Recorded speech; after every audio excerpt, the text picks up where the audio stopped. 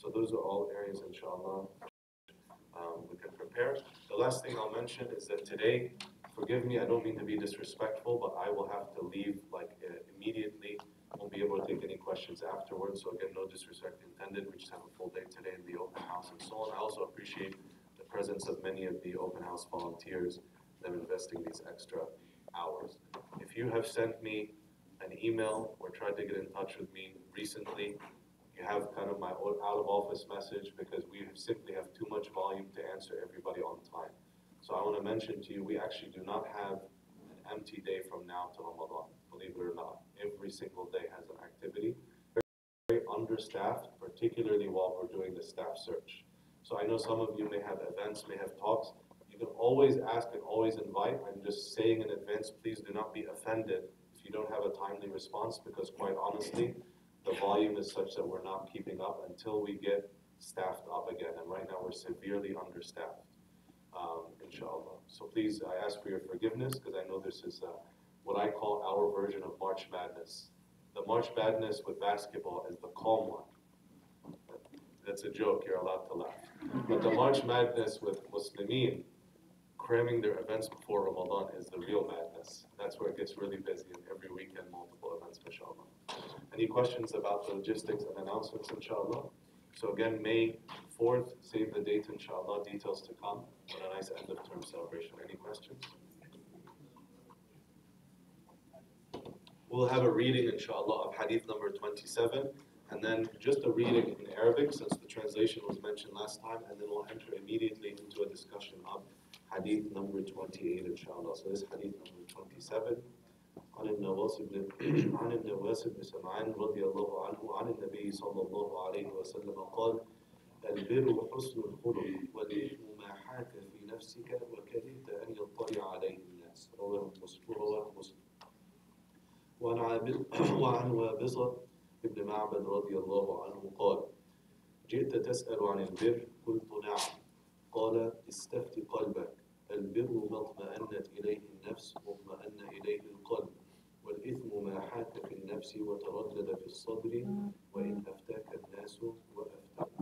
حديث حسن رويناه في مسندي الإمامين أحمد بن حنبل والدارمي بإسناد حسن. So this hadith number 27 was about al-bir, about righteousness, about good character, and about the heart's innate ability to have a basic sense in a sound environment and sound upbringing of right and wrong, even if a person drowns themselves in religious opinions and ideas. This is the idea that some items, as an inspiration from this hadith, is captured in the saying that sometimes you'll hear in answers and Q&A sessions and so on, that some questions require fatwa or religious opinions, and some questions require taqwa or God consciousness. And sometimes also not treading the line and not looking, just having that cautiousness is from the signs of believers' righteousness and good character. Move inshallah to hadith number 28, which talks about a number of important issues. عن أبي نجيح العباد بن سارية رضي الله عنه قال: وأعطانا رسول الله صلى الله عليه وسلم موعظة وجلت منها القلوب وذرفت منها العيون، فقلنا يا رسول الله كأنها موعظة مودع فأوصنا. قال: أوصيكم بتقوى الله عز وجل والسمع والطاعة وإن تأمر عليكم عبد، فإنه من يعش منكم فسيرى اختلافا كثيرا، فعليكم بسنتي وسنة الخلفاء الراشدين المهديين، عضوا عليها بالنواجذ، وإياكم ومحدثات الأمور، فإن كل محدثة بدعة وكل بدعة ضلالة وكل ضلالة في النار. رواه أبو داود والترمذي وقال حديث حسن صحيح. And some narrations, it stops at وكل بدعة ضلالة. Yes. I'm sorry, just quickly, is there anything that you want us to extract from the 27? I thought you were going to kind of go over that when you started. I know we did it last week, but it was just a little bit. Is there something in particular you wanted us to kind of extract from that? In hadith number 27, some of the main themes are about al-birr, or righteousness, and its intimate and close connection with good character and husn al-khuluq. And in reality, we have kind of alluded or talked to some of the themes of this hadith in many hadith before. But among the important lessons, many people don't recognize the central position and importance of good character in the deen of Islam. In fact, among the many narrations of a hadith and many ayat that is mentioned, but among them the Prophet ﷺ says, إِنَّمَا بُعِثْتُ لِأُتَمِّمَ مَكَارِمَ الْأَخْلَاقِ, that I have been sent that I may perfect the standards of excellent character. This monumental hadith indicates that the central and one of the foundational purposes of prophethood is the perfection of good character, right? And it's a real challenge in the sense that religiosity or claiming to be a person of deen without a person striving to implement and live good and upright character draws the soundness and the completeness of that deen into question in the first place.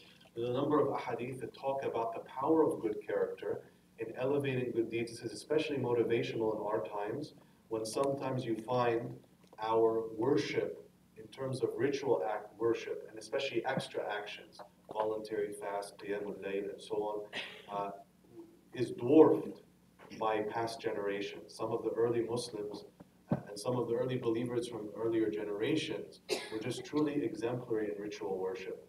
So this hadith is also an encouragement, because when we consider it in light of some of the hadith, the Prophet ﷺ mentioning that the closest people in station to him ﷺ on the Day of Judgment are the best of them in character.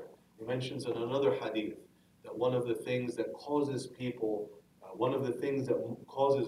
many people to go into Jannah, one of the most powerful keys to entrance to Jannah, if you will, is good character. So this hadith, along with these narrations, of course also with the Quran describing in a number of areas the good characteristics of the believers, and the praise of the Prophet ﷺ, وَإِنَّكَ لَعَلَى خُلُقٍ عَظِيمٍ, that you, O Muhammad ﷺ, are indeed upon an exalted and high standard of character. He says, وَمَا أَرْسَلْنَاكَ إِلَّا رَحْمَةً لِلْعَالَمِينَ, that we have not sent you except as a mercy to all that is, all creation, not just human beings, not just Muslims, not just believers, but indeed even the oceans and employees and the oppressed and the environment and animals. All of these had their share of the Prophet ﷺ being a source of rahmah for them, and he ﷺ empathized and cared with all of these causes. These, if you will, 21st century labels, we should not feel that these are new inventions, that people have become socially aware with, causes of justice and working towards social justice. When you think about, advocacy for workers' rights, the Prophet ﷺ said that the worker should be paid before the sweat is dried from their brow. When we talk about advocacy for women's rights, so many ayat in the Quran are very brazen and brash and direct, challenging the social order of the Arabs in looking down upon women. And the Prophet ﷺ's many ahadith. You look at children and the way the Prophet ﷺ took out time, presence, and care and compassion towards children. You look at how he respected and honored the elderly, but did not see himself as above and unrelatable to children. You see that he was very relatable and compassionate towards the poor. But the Prophet ﷺ knew what it meant to amass wealth. Many people wrongfully believe that the Prophet ﷺ was poor throughout his life. This is incorrect. Prophet ﷺ early in his life was from a very noble clan, but his clan were not thieves. And so he, ﷺ, especially as an orphan, did not have a lot of material wealth. And he, especially when he was a shepherd, ﷺ, used to get the equivalent of pennies in return. But towards the end of his life, he had the capacity to amass enormous wealth, and had moments, for example, where he had animals, between two mountains as his own property for a short time. This is like having a fleet of cars. That's a lot of money. And yet, he would give the giving of a person who never feared poverty. And so no wealth lasted long in his house because he was giving so much. And that's why sometimes in his house there was hunger, and the mothers of the believers, and he sacrificed and would not light a fire sometimes in their house, alayhi salatu wasalam, and would eat from the dry fruits like dates and water. But this does not mean that he didn't know what it meant to be rich. And he was also extremely noble in lineage. So all of this is from the character of the Prophet ﷺ that we should implement also. This hadith talks about the ability, again, of the heart. We've spoken about this before, so I won't talk about it much, to have an innate sense. This doesn't mean that we know halal and haram by default, but that there is this innate sense that Allah subhanahu wa ta'ala has created us upon the fitrah, which is our innate disposition, which is protected through good deeds and through good company and environment, and is eroded and harmed through bad deeds and bad environment. But the more that this innate sense is protected, the more a person knows that they don't belong in a certain environment or should not do a certain action, even if they don't have the dalil or the specific religious knowledge to do it. And among the indications of this, the Prophet ﷺ says that this evil things, are what eat at your chest, and you hate that people come to know it, right? You see this disposition even in animals, right? MashaAllah, I always think of the cat as a stereotypical animal that looks at you like, I'm way too good for your company, right? But you see this cat, right? You see it when you put a bowl of milk out or some food, right? And it knows it's its food. What happens? Walks in with its nose in the sky, tail elevated, walking, mashallah, like the ground that it's walking on should be praised. And it sits down and starts to eat, right? It's very proud. And yet this same cat, if there's like a scrap of food or something doesn't belong to it, what does it do? Right? Kind of sneaks in and then like darts and goes, right? You see this also in children. And children, it's not that children are sinless because they don't do wrong. If you think that children don't do wrong things, you need to spend more time around young kids, right? Sometimes they don't share. Sometimes they don't cooperate. Sometimes they do the wrong thing. But the difference between them and adults, it's not premeditated with intention. So animals and children give you a good indication of what that natural disposition is, because it's not corrupted by what we can become corrupted by bad company and bad environment. So also a child, you see that sometimes they're proud and happy and want to be thanked, and sometimes they're embarrassed and receding. So similarly, when we think about, and may Allah subhanahu wa ta'ala shield our faults from the eyes of people, if a person is afraid, that they're locking the door and seeking isolation from people and fear that these are all indications that something is not from al-bir, that is from, and again, a very fearful thing which we talked about earlier with our discussion of hayat, is that innate sense creates a physiological response in the body. In other words, that sin or wrongdoing or bad company create a tightness in the chest. And I want you really, even if you do it right now, right? Let me just actually show you for a second. So I want you to get in the zone. Some people find it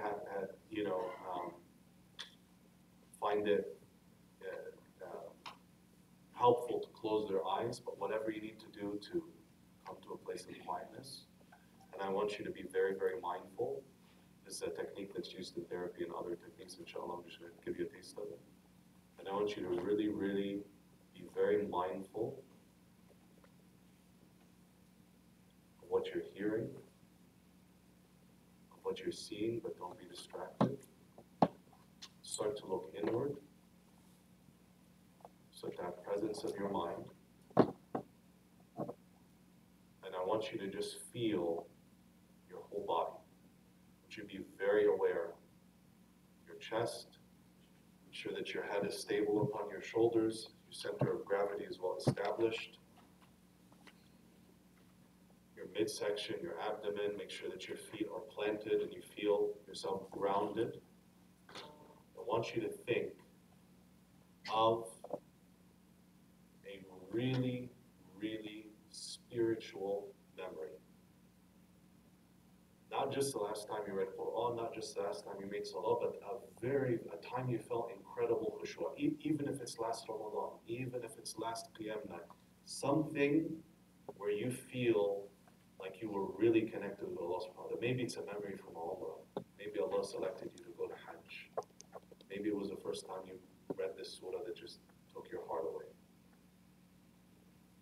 I want you to feel how light you feel. I want you to feel your heart, your center of gravity. Just remember and immerse yourself in that memory.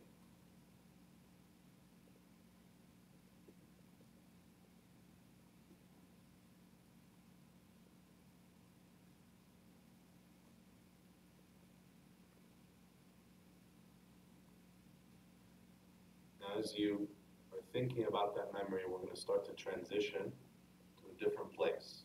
So I just want you to remember right now what you're feeling. Are you feeling lightness or heaviness? Are you feeling, something within your chest, within your side? I want you to be very mindful of that.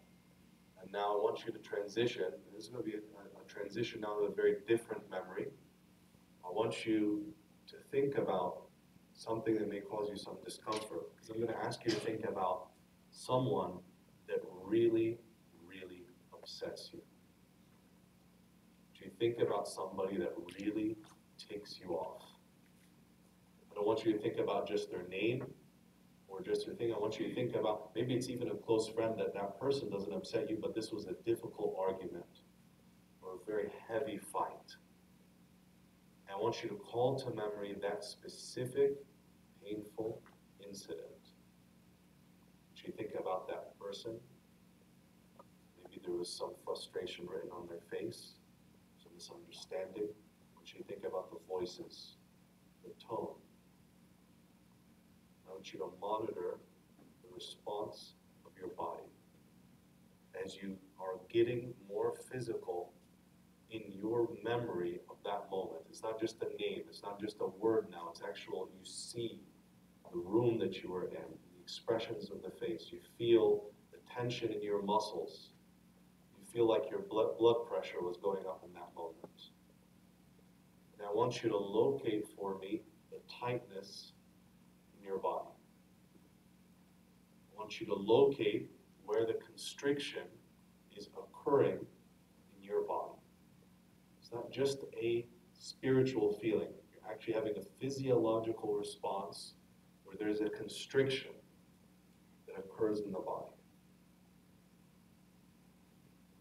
The more you call that memory, as painful and difficult as it is, I know this is difficult and I apologize, but it's also learning, the more you will be acutely aware of how your body is responding to that. It's not just a memory, it's not just spiritual, it's all connected. Anybody locate what happened in the body? Many people felt something.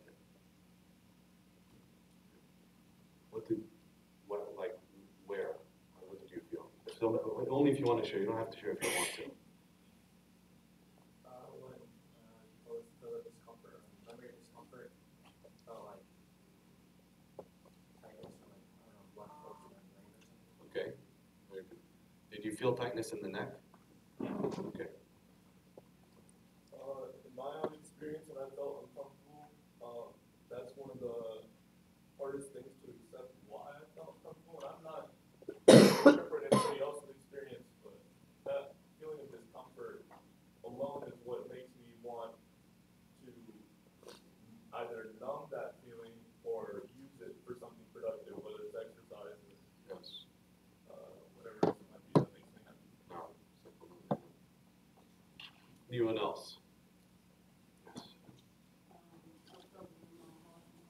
I'm so sorry. Could you say that? You felt actually, do you feel heart rate change? And your breathing quicken, right? Okay. Anyone else want to share?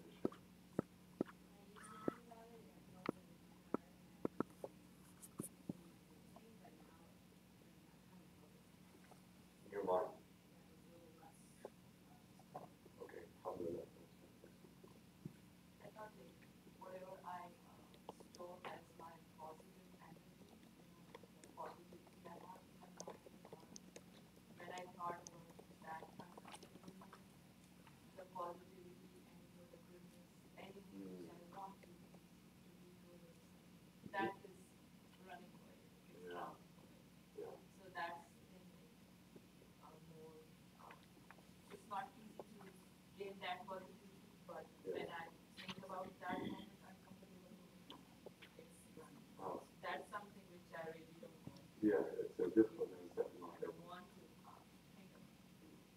one last time. I'm sorry, one more time. There you are.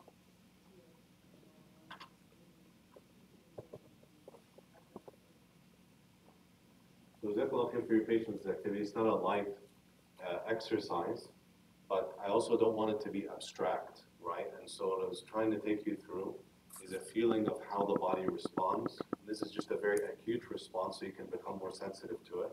This is not. This is actually things related to this are mentioned in the Quran about the person of the Prophet sallallahu alaihi wasallam. Surah Al-Hijr, Allah subhanahu wa taala says, وَلَقَدْ نَعْلَمُ أَنَّكَ يَضِيقُ صَدْرُكَ بِمَا يَقُولُونَ. And we know, indeed, that your chest constricts with that which they say, right? So when they're making takdeeb and rejection and so on, our Prophet ﷺ used to actually feel physiological response and hardship and pain because of all of the hardship that he was, exposed to. And Allah subhanahu wa ta'ala says, فَلَا تَذْهَبَ نَفْسُكَ عَلَيْهِمْ حَسَرَاتٍ. That you do not cause yourself to go to waste in grief and sadness and concern over them, right? I mean, the contrast is stark, right? It's like Muslims today are the big sleeping ummah, right? You got to wake them up from slumber and wake up and care and get engaged and show up. Allah subhanahu wa ta'ala is telling His Prophet that you might almost kill yourself. Not literally, but that's the level of pain and investment that it might almost,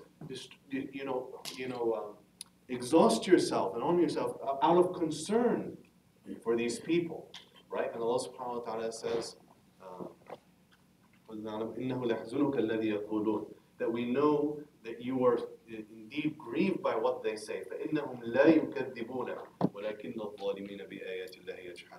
Know that it's not you that they call liar, but rather the wrongdoers, reject the signs and ayat of Allah subhanahu wa ta'ala.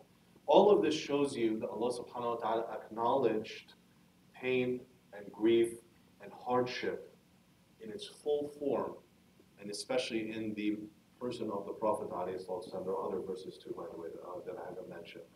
But He also gave him something to do with it. For example, فَسَبِّحْ بِحَمْدِ رَبِّكَ وَكُن مِّنَ السَّاجِدِينَ وَاعْبُدْ رَبَّكَ حَتَّى يَأْتِيَكَ الْيَقِينُ. That glorify your Lord and praise Him, and be from those that are prostrating, and worship your Lord until the certainty, meaning death, overtakes you, right? And so, and Taha, you mentioned, mashallah, like also, and we talked about this a couple classes ago, the different ways of dealing with emotion and, balancing them appropriately. But one thing, of course, exercise or healthy entertainment and so on is one, not exclusively, but one of the ways, inshallah, also to help you deal with emotion. All of this exercise was for what? To create an elevated response in you, because most people actually don't listen to this voice. What we loosely call the conscience, but Islam develops much more, is a voice that can help you stay out of a lot of trouble. Okay? In particular, when we look at environments, thinking about that, an addiction to cigarettes usually starts with a first social invitation to a space, right? Or use of alcohol usually often starts from somebody that doesn't drink, feeling social pressure to be in a space, whether a bar or whatever, with others who do, that can develop all the way to a debilitating addiction. You look at all of these, or just us being in environments where people are very negative, or go through prayers and so on, lesser forms of sin. This typically, often for many people, starts with social pressure. So that innate sense about it is a helpful kind of guide, because you're not going to go back and ask or read or learn everything from start to what's the dalil for this. It's just a helpful guide on if something's not right. I'm going to avoid this space for now, right? This is, and also in the use of technology and so on, that's why it's always very good to do so in public spaces, because it brings us closer to the spirit of this hadith. These are some practical applications of this hadith. Of course, you can find many more, but I just wanted this to be practical, inshallah. So I want to make sure I get the other two hadith, but I need very quick questions on this issue before we move forward. Is that helpful on this hadith, inshallah? I'm not used, so I don't know what it's like to you, but it sounds that I would be frustrated if I was trying to motivate others to do what I think is right. Because at the end of the day, I can't tell Maha what's right, and I can't tell you what I think you should do. So what I'm saying is, I want to be the best representative of my religion that I can, in the way I can, and I don't know how to do that. So, in a mom, from your own experience, how have, and this might be a tough question, but how do people try to break you to give you that feeling of discomfort and harden your spirits, and how do you try to rebuild yourself from that? MashaAllah, very insightful question. So, actually speaking to a room, MashaAllah, of leaders, the Prophet ﷺ says that each of you is a shepherd and each will be asked about their responsibility. Speaking to a room of fathers and mothers and brothers and sisters, people that are working, teaching, helping, and mentoring. There's a big gap, and I ask Allah subhanahu wa ta'ala's forgiveness for our contribution to this gap. The gap is often, as a Muslim community, especially in our times, community is so desperately in need of leadership and service and role models. So when we see a Muslim courageous enough to run a relief organization, we see a Muslim working in advocacy, we see a Muslim in media, we see a Muslim in a mentorship, we see a Muslim taking action in political office, serving in the masjid, serving in their youth group, and. The reaction of the average Muslim, or the typical, the masses among the Muslims, is happiness and encouragement and to push them. That's good, that's natural, and it's not normal to expect more than that from most people. But leadership, we're going to talk about this a lot in the next hadith, inshallah, number 28, is a responsibility. Everything is a responsibility. And that responsibility comes with pressure, comes with hardship, comes with difficulty that would not come without it. That difficulty can break people until they lose not just what they were serving in, but even more than what they came in with. So one of the biggest gaps that we have, again, let's stop having like the college basketball attitude and just cheering people on. That's normal for the masses. But when you are given this responsibility by Allah subhanahu wa ta'ala, it's incumbent on you as an individual and on the community overall to help facilitate the support structures to deal with the inevitable harm that's going to come. And that's why serving as imam is one flavor of that pressure. And so that I cannot be abstract with you, just to be straight, praying that what comes from my heart enters yours. When I was asked to serve in, capacity of community leadership and so on, actually exactly 2 days after starting the community, one individual of that community actually took it upon themselves to invite almost 24 people to their home to dinner to talk about how I would inevitably corrupt the minds of the youth and enforce an agenda and be the undermining of Islam in that community. I found this very alarming because all that had come out of my mouth at that point was Quran al-Kareem, because all I had done was lead prayers, right? I hadn't even given a whole. It's like, wow, that's a big. But look, man, like I had never served in that capacity for that large of a group. I had no idea what to do. So I'm a human being. What do you think I was thinking to do? You know what I mean? I'm like, no, you know what? I was so frustrated. Like I felt so hurt. But being vulnerable enough to understand, A, I have no idea what to do here. B, even if I do, I don't want to do it for myself, right? I'm in the line of fire. So if I hear a wise person tell me, yeah, that's the right course of action, they don't have a horse in the race. So I know I'm not defending the ego of Muhammad Abu Talib. I know I'm trying to do the right thing. And if they tell me, no, Junior, you need to take it easy, this is a better thing, then I realize, hey, you know what, maybe it was more personal than I thought. You see what I'm saying? And if I hear that second and third time, it's just practical, right? And that takes a lot of vulnerability. And honestly, today it takes more initiative than it would otherwise. In other words, I totally get if somebody's like, man, Muslim community is backwards, they should have these mentorship structures, they should have support groups, and why do we have people in these roles without this stuff? I totally get it. I get it. But that's not going to solve your problem today.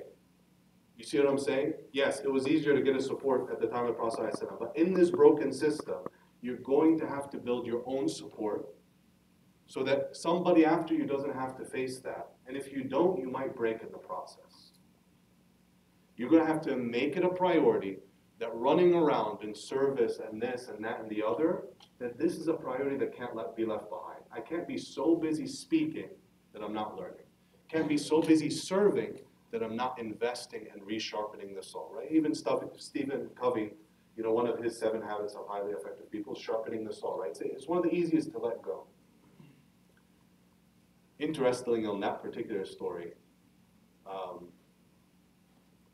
I reached out to a mentor who just said a line that stuck in my mind. He said, don't expect that your enemy in opposition today will not be your strongest support tomorrow, and those that are supporting you most openly and earnestly with smiles today will not be stabbing you in the back tomorrow.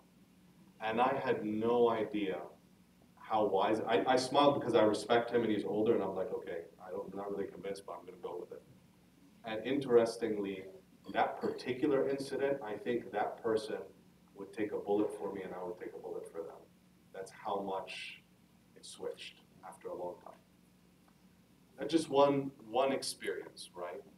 But I'm sharing this hoping, inshallah, that a practical example, like the reality is looking at what Muslim women have to deal with, the double standards that Muslims have to deal with, Muslims in service in the public eye have to deal with. It's not easy, right? The Prophet ﷺ, who was supported by revelation, he sought counsel when he went through hardship, right? He sought counsel from Omar and from Ali and from others and from Zayd ibn junior companions. And if he could do it, then none of us are too big and bad to do it. Allah subhanahu wa ta'ala says, وَاصْبِرْ نَفْسَكَ مَعَ الَّذِينَ يَدْعُونَ رَبَّهُمْ بِالْغَدَاةِ وَالْعَشِيِّ. They keep constant company with those that call upon their Lord day and night. So I think that issue of building support groups and having mentorship that is smarter, sharper, faster than you in some area is essential to those that are given the responsibility of leadership or service at any time. And I would push further that you must, and I say this to me before anyone else, you have to make it incumbent on you to make time for it. I'm just not praising myself, but I'm telling you, like till now, I sit in classes where I'm the student, I'm not the teacher. Because the moment, and you know from conventions, there's great speakers that you respect that have been saying the exact same thing for 10 years. Why? It's not because they're not smart, it's because they've stopped learning, right? So you have to find ways to make this a priority, because it's not going to happen easily. You're going to have to carve time out of your schedule for mentorship, for support, and I know, we're all coming up short, but at least we recognize this is a priority and try to invest in it. So we'll move, inshallah, to Hadith number 28, and then they're related, so we'll have time for additional discussion, inshallah. عن أبي نجيح بن عبد بن السارية رضي الله عنه قال وعظنا رسول الله صلى الله عليه وسلم موعظة وجلت منها القلوب وذرفت منها العيون فقلنا يا رسول الله كأنها موعظة مودع فأوصنا قال أوصيكم بتقوى الله عز وجل والسمع والطاعة وإن تأمر عليكم فإنه من يعش منكم فسيرى اختلافا كثيرا فعليكم بسنتي وسنة الخلفاء الراشدين المهديين عضوا عليها بالنواجذ وإياكم ومحدثات الأمور فإن كل محدثة بدعة وكل بدعة ضلالة وكل ضلالة في النار رواه أبو داود والترمذي وقال حديث حسن صحيح. This hadith, we'll take it in parts inshallah, and I'll highlight for you when translating. The first part of the translation is was narrated on the authority of Abu Najih and Al-Bad ibn Sariyah, may Allah be pleased with him, who said, the Messenger of Allah, peace and blessings be upon him, delivered an admonition that made our hearts fearful and our eyes tearful. We said, O Messenger of Allah, it is as if this were a farewell sermon, so advise us. He said, I enjoin you to have taqwa of Allah, and that you listen and obey, even if a slave is made ruler over you. He among you who lives long enough will see many differences. So for you is to observe my sunnah and the sunnah of the rightly principled and rightly guided successors, hold on to them with your molar teeth, and beware of newly introduced manners, for every innovation is an error. First, at the beginning of the hadith, you see the power of the Prophet ﷺ's words. Prophet ﷺ was said, "Utitu jawami' al-kalim." I have been given the ability to express vast meanings in few words. I want you to notice in particular, do I have your permission to be real, or you guys want me to give you some flowery sheikh talk that doesn't mean anything? Okay. You notice they didn't say we fell asleep in the khutbah, right? Now, in my defense as a khatib, some people fall asleep regardless of what you do. I'm not talking about that, right? But you see, they're moved and attracted by the Prophet ﷺ's speech. So, whatever position you're in, and I don't mean public speaking here, because sometimes the most powerful speech is silence and action. Sometimes very powerful speech is one-on-one mentorship and small group counseling. I'm not talking about oration and public speaking. But that ability to move the hearts of people, and it's a gift from Allah subhanahu wa ta'ala, and yet also the skill of it can be honed and practiced. Okay? So that person can take steps and ask Allah subhanahu wa ta'ala for tawfiq. The scholars actually commented about this in their commentary, right? Among them is Ibn Rajab, who talks about some of the characteristics of the Prophet's speech. He says his speech used to be brief, it used to be concise, and it used to be conveyed in a beautiful and understandable manner. Prophet ﷺ in the khutbah, actually look at the khutbah of the Prophet ﷺ, it's hard to find a hadith and khutbah that lasts like more than a few minutes. They tend to be very short. The sunnah of the Prophet ﷺ in Jum'ah khutbah was actually to make the khutbah short and the recitation long. It's important to know that this is a sunnah because we don't get as much access to it in the United States, because the khutbah itself is beefed up because every ayah takes translation, and the translation doesn't make you have to explain it. So that usually about triples the length of the khutbah, right? Because if it was understood in its original form, then it'd be much faster. And also the Quran itself that is being recited is moving for all, but not necessarily understood by all the listeners in a primarily non-Arabic speaking context. But it's important to know, that's the adjustment being made in this context. But in general, Prophet ﷺ was very brief, very concise. He didn't always speak. Sometimes his hadith are silent approvals, and sometimes it's movements, and even his appearance, alayhi salatu wasalam, spoke for itself, very distinguished. It's important to know, and listen really, really carefully to this, because this is one of the places that people get the description of the Prophet ﷺ wrong. The Prophet ﷺ was eloquent. He did not speak in fancy language to be found to be a good speaker. In other words, when you see his speech, it's memorable, it kind of rhymes, it's very short. That's not so you can say, wow, poetic speaker, wow, amazing speaker. It's so that the speech is memorable and impactful. And this comes back to what? All the way back to hadith number 1. Oh, no, I'm going to be very sad. We're not moving on until you get this. Comes back to hadith number 1, which is what? The intention, right? That intention, am I trying to say fancy words so that I can be saying, oh, mashallah, what a great speaker? Or am I making an appropriate investment in good speech so it can be memorable and impactful? Prophet ﷺ also spoke at the level of his audience. In other words, the speech that is appropriate for a child is different from an adult. Prophet ﷺ respected noble people and people of authority, even among the kuffar and his enemies. but he still did not, treat them in a way that did not, was not becoming of the way that, is normal for that person to be treated. I remember actually a Christian pastor who became Muslim said that one of the first things that drew him to Islam was when the initial conversations about the Quran, a person asked him, what is the appropriate way to address you? He's a pastor or reverend, what would you like to be called? He said, for a person who's not Christian, take a moment as we're talking about Quran to say, what name do you want to be called? That stuck. That was one of his earliest memories, and mashallah, this person eventually became Muslim, right? Like another person, remember they became Muslim because they had been neighbors for I think it was 14 years at the time when his Muslim neighbors started to move away. And this whole time, they had some small houses in suburbia, anything that would go wrong, not only in the Muslim person's house, but his neighbor's house, yard, tent, all this stuff, he was the first to serve. After 14 years, what was drawing him this whole time? Cleanliness and jamal and refinement.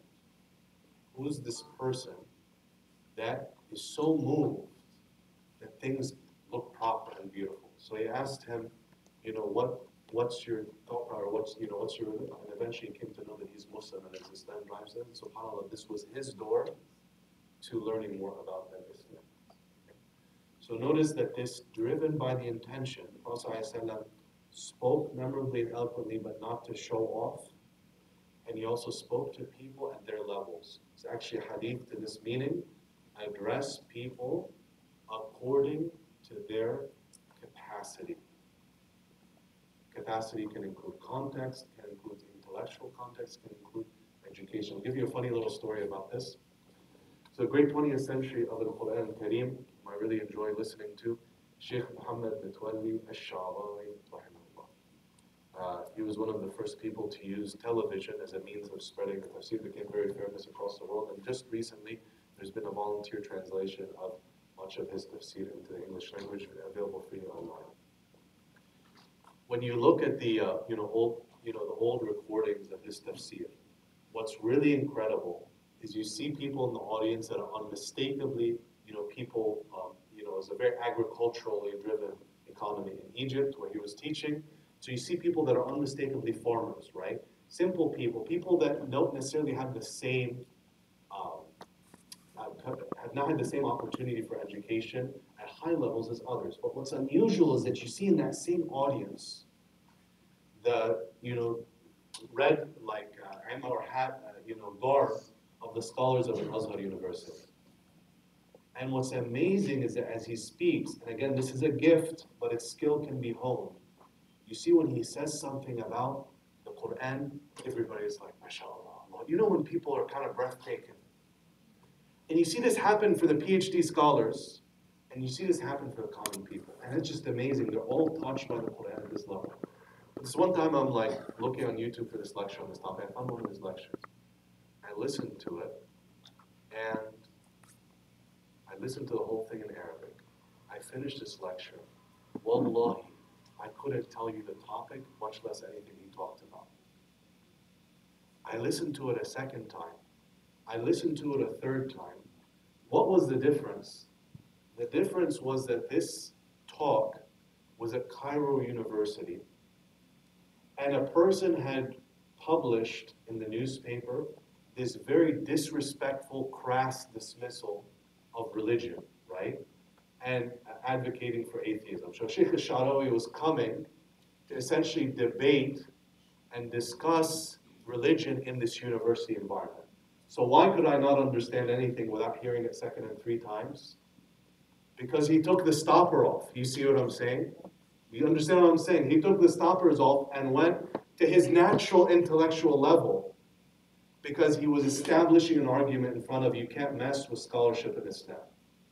So notice that then in the explanation of the Quran, that oration is purposefully crafted with words, with explanation that's accessible to people. But he could ratchet it up to the scholarly level where nobody understands. Okay?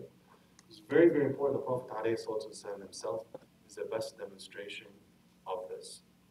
So of course the companions say that their hearts became fearful and their eyes became full of tears because they were moved by the words of the Prophet. So comment or question? I just want to get the correct information because I want to listen to this on YouTube. Yes. And how do I look that up? Is that S-H? A-R-A-W-Y. A-W-Y? S-H-A-R-A-W-Y. So his lectures are all in Arabic, but the English translation of his tafsir on a volunteer basis is available, a lot of it online. Other question? Same question. I like the people who are taking on that task to translate his lectures because he's a linguist, mashallah. When you listen to him, if you have no background in the Arabic language, you get lost. And a lot of times when he's doing the tafsir, he'll break things down using root words, kind of like what you do. And he takes it down to a linguistic level, and then he builds it back up. So I'm wondering who are the people that are translating? So that translation is done just at a volunteer level. And to be direct, English, there's an incredible amount of literature available in English, alhamdulillah, Islamically now. It's really becoming a second Islamic language after some of the classical languages, Urdu and Persian have so much, mashallah, and then English is a lot accessible. But you should recognize that a couple areas, the areas that are difficult to find financial incentive or that nobody's established structure for it, the things that take a long time to translate are the areas that are most difficult to find English resources. And among these are tafsir and hadith, because they're very long, multi-decade projects. Really, we need to get to the point where Muslims become benefactors to this and sponsor scholars. But as long as the main sources of funding are coming from academia, there tends to not be a lot of motivation for somebody to go under a 10-year project or 5-year project to translate a Bukhari, which is why some translations of a hadith are very lacking. Also, some translations of Quran in English are very lacking for this reason. So I just want to be very direct so that you know how to navigate, right? And I talked about this a lot last year.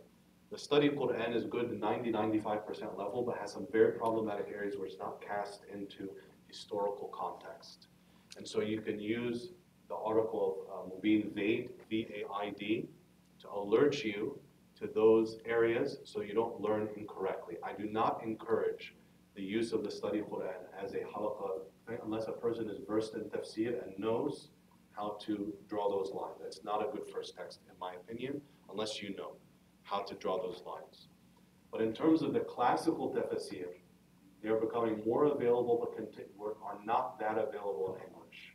The tafsir of Ibn Kathir is translated in abridged form into 10 volumes, but this translation, with all due respect and reverence, it has lacking language and some outright mistakes in translation. So don't get bent out of shape if you know to use that, or just wait and attend a class. The tafsir of the commentary of Sayyid Qutb is well translated into English in the shade of the Quran. Now some of the translations have just started to be done. Some of the kind of main books, specifically the tafsir of As-Sa'di, which is a nice, concise translation that tafsir that I really like in Arabic. This was just released in English a couple months ago. As-Sa'di, S-A''D-I. The tafsir of Al-Qurtubi, which is a very fiqh-oriented tafsir, is also partially done. What's been done is well done, but most of it's not done. And just literally, I think last month, the tafsir of Al-Razi, which is the premier tafsir on tafsir bil-Ra'i, or opinion or expounding on additional areas, just the first volume has been completed. But I want to warn you so that you can go through this with correct expectation and with a connection to a student of knowledge or an imam, so you can gather your questions and go, because you will run into translation mistakes and so on. Again, understand also, the best translations are those that are done with editors and so on at the later level of in the shade of the Quran. Then things like Ibn Kathir, which is done but language is lacking, the editing is not as strong. Then Ash-Sha'rawi is just a pure volunteer effort. So we respect and we honor, and we're not disrespecting those volunteers, but obviously there's room to grow and that it hasn't been fully edited and published and so on and so forth. So tafsir and hadith are two areas where actually in English you have to be just very careful treading, because not everything is at the level of scholarly, strength that it should be, inshallah. I'm sorry, I'm sorry. Yeah, I have a question about the so in today's like current climate of like faith, are there examples you can point to of how the prophet dealt with like dealing with speaking to people's capacity, however not Prophet alayhi salatu wasalam, did everybody hear the question? But, Prophet alayhi salatu wasalam, actually one of the times where he used the strongest and most high and intellectually, kind of commanding speech was in combating hate. Was in combating hate. Was in responding to hate mongers. What was the question again? The question was, in this climate of hate and anti-Muslim rhetoric and so on, are there examples we can go back to the Prophet ﷺ and how he spoke to people at their levels, but also, kind of met this, I'm just summarizing the broader question. And I was answering that actually, one of the times the Prophet ﷺ, for example, many incidents, Zayd ibn Thabit, one of the most poetic Sahaba, was appointed by the Prophet ﷺ to respond to people that were using poetry or Arabic language to defame people or attack Islam and so on and so forth. The Prophet ﷺ would not respond to everything, but would respond to things so that people would not become overwhelmed with prejudice and misinformation. In practical senses, looking at the example of the Prophet ﷺ, also a couple things about the Prophet ﷺ. Prophet ﷺ was much less reactionary than Muslims are in our time.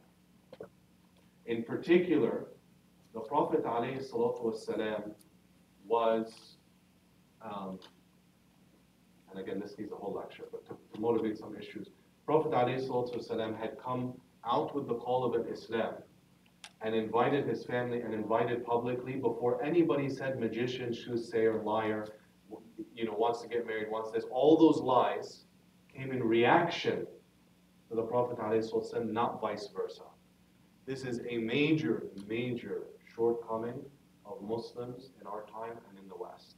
With all due respect, not saying that anyone saw it coming, I'm not armchair quarterbacking, I'm not criticizing any organization or suggesting that anyone knew the level to which discourse would stoop in 2019 and 2020 and before and after.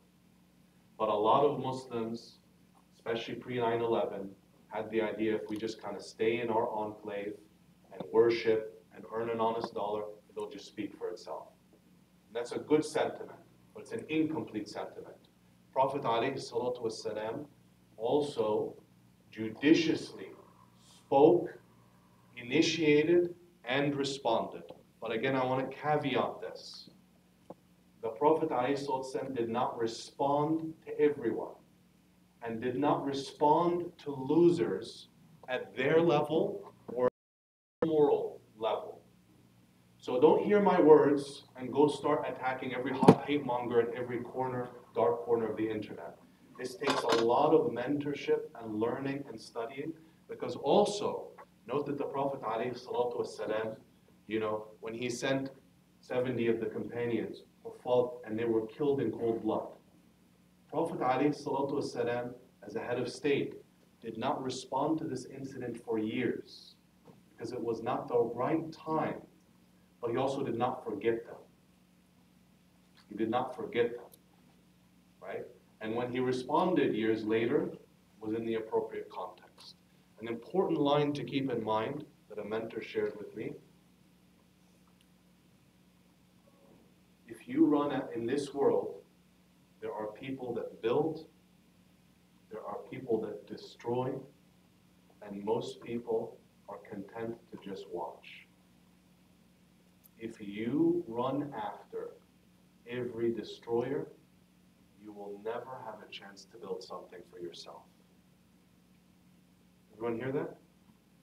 If you run after every destroyer, you will never have a chance to build something for yourself. So just make sure you hear my words clearly, because there's an art to this and there's more discussion that's needed. But in general, and I welcome challenges and questions to this. I just gave a khutbah about this a couple weeks ago. I had a number of conversations after the khutbah, people talking about it, because I want you to understand it clearly.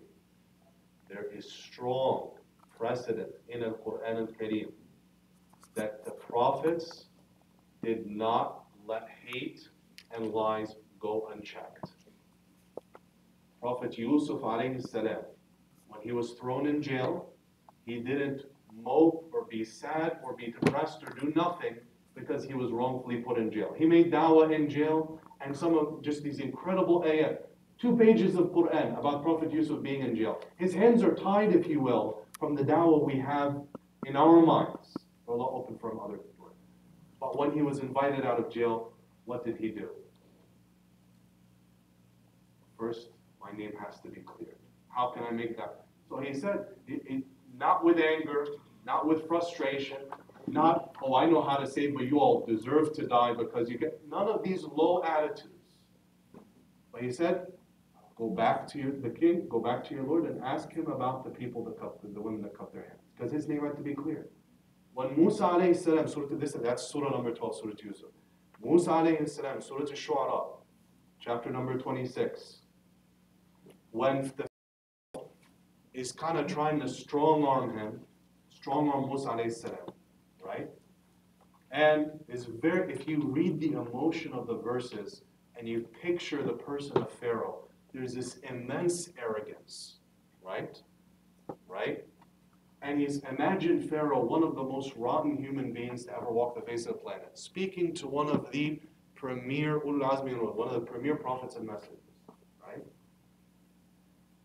And he tells him, Alam nurabbika fina walida. Didn't we raise you as a little boy? And you stayed with us. And he's putting his argument, وَفَعَلْتَ فَعَلَتَكَ الَّتِي فَعَلْتَ وَأَنْتَ مِنَ الْكَافِرِينَ. Do you guys just hear me? Fir'aun is saying to Musa, you did this thing of yours, and you're from the kafirin. Now, Prophet Musa, this is eloquence again, doesn't get trapped in the nonsense of Pharaoh. And he responds eloquently in a way that traps him. The end of the response, what does he say? وَتِلْكَ نِعْمَةٌ تَمُنُّهَا عَلَيَّ أَنْ عَبَّدْتَ بَنِي إِسْرَائِيلَ. Right? Pharaoh really has nothing to, but he's saying even, you hold this blessing over me that you raised me when a child, yes, while you have enslaved an entire nation. That's the, you see in a very, again, not in a defensive, but in a powerful way, he silences him. I'm just saying this because I know a lot of us have been brought up, just mind your business, stay in the court. No. As a Muslim ummah, we have to claim our narrative for ourselves. This is the, say again? What's up? There are many, we should have a whole class called Heroines of the Quran, right?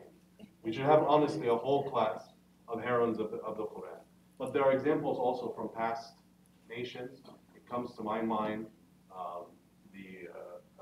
in Surah Saba, the Queen of Sheba and that encounter. But like I said, we're going to have that whole class. In the time of the Prophet ﷺ, many female examples happen in defending, both in words and in action. So one example is the woman companion who, and I apologize, this is my shortcoming, but I'm not recalling her name at the moment for my forgetfulness, but she's the one during Uhud who was the only one standing in front of the Prophet ﷺ and physically defended him until she lost a big part of her shoulder, and that scar stayed with her through life.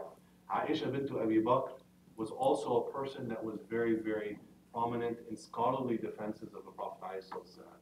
In the history of the time, we should not be surprised that in terms of the poetry, that specific angle of defending and hate-mongering, because most of the aggressors were men, many of the respondents among the companions were also men. But when we look at the totality of challenging hate and rhetoric, certainly we have both men and women. But does that make sense? So in other words, if I look at poetry in the public square at that time, probably I'll find Zayd ibn Thabit more often than others. More often than other men or women. Men more often than women. But when we look at the totality of defending the deen, you find both stories of men and women. Oh, you had a question, or was this your question also? I got my question. No, it's good. Okay. So I'll ask everyone, inshallah, to hold on to their questions and I'll break in a couple minutes. I want to finish the hadith, inshallah. The next part talks about having taqwa of Allah subhanahu wa ta'ala. We spoke about this in an earlier hadith, so I'll keep my comments brief. But you see how often taqwa is coming up, consciousness of Allah subhanahu wa ta'ala, and having taqwa being a pinnacle and important and essential issue. That when a person has taqwa and feels a consciousness of Allah subhanahu wa ta'ala, then the righteousness, the devotion, the submission, the uprightness of life follow. And again, we spoke about this extensively in an earlier hadith. The next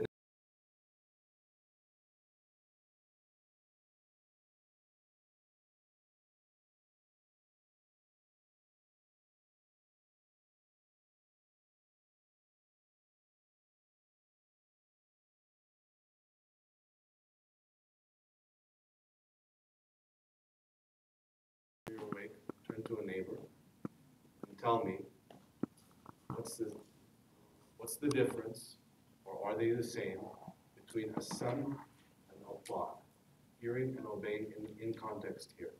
See if you can get it in a minute or so. What's the difference, or are they the same, between a sam and a ta'ah? I'm going to do it with a partner or three people.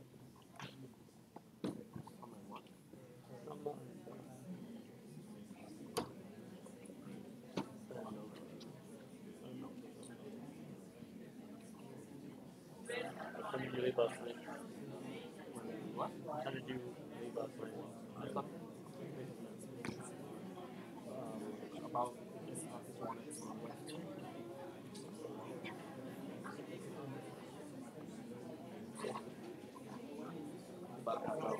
gonna be a long day.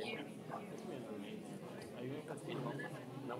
What? I don't want to go ice skating. See.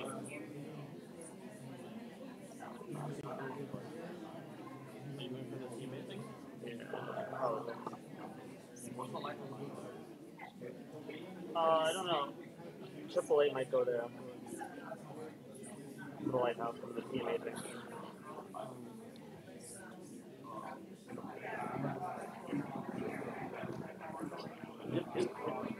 Yeah, she gets, I think. No, maybe not. He didn't bring them. His wife didn't bring them. What? I thought.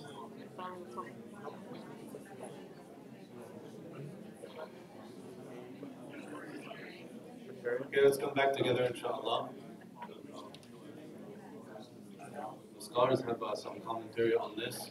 It's also a concept that comes in some thought. And yet, while some scholars suggest that they can have the same meaning, in general language, when two words can have complementary different meaning, this is the interpretation that's preferred. So hearing can be understood, as-sama can be understood as the part that has to do with understanding. Proper understanding of those in authority and so on. And sometimes, that means clarification, that means questions, but at the